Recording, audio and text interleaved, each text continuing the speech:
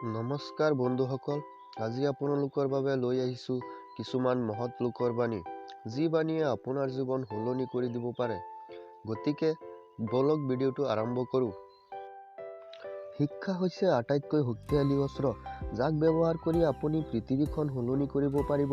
Nelson মেণ্ডেলাই কৈছিল, অন্য মানুহে খাবলৈহে জীয়াই থাকে, আনহাতে মই জীয়াই থাকিবলৈহে খাওঁ। ছক্ৰেটিছে কৈছিল, আনে কি কৰিছে ভবাতকৈ নিজে কি কৰিছোঁ ভবাহে বেছি দৰকাৰ। ৰাজা ৰামমোহন ৰায়ে কৈছিল, আমি গোটোৱা সকলোবোৰ সম্পত্তিৰ ভিতৰত জ্ঞান মাথো অবিনাশী। ছক্ৰেটিছে কৈছিল, আমি যাক সৃষ্টি কৰিব নোৱাৰো তাক ধ্বংস কৰাৰ অধিকাৰো আমাৰ নাই।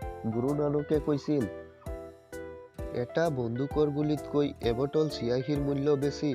মাদাৰ টেৰেছাই কৈছিল, কম কথা কোৱা আৰু বেছি কাম কৰা মানুহে সফলতা লাভ কৰিব পাৰে। ঈশ্বৰচন্দ্ৰ বিদ্যাসাগৰে কৈছিল, কিতাপ নথকা ঘৰ খিৰিকী নথকা কোঠালিৰ দৰে।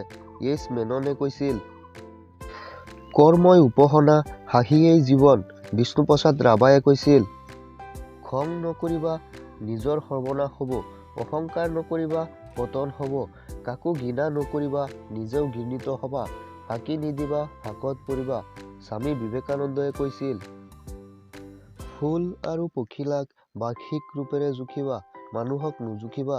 ৰবীন্দ্ৰনাথ ঠাকুৰে কৈছিল, ভাগ্যক কাহানিও বিশ্বাস নকৰিবা, বিশ্বাস কৰিবা শক্তিক। ৰসৰাজ লক্ষ্মীনাথ বেজবৰুৱাই কৈছিল, মানুহ হোৱা আৰু আনকো মানুহ কৰিবলৈ চেষ্টা কৰা। স্বামী বিবেকানন্দই কৈছিল, শিক্ষাৰ উদ্দেশ্য হ'ল মানুহক মানুহৰূপে গঢ়ি তোলা। মানুহৰ পৰিচয় প্ৰকাশত শিক্ষাৰ অৱদান তুলনাবিহীন। ৰাজা ৰামমোহন ৰায়ে কৈছিল,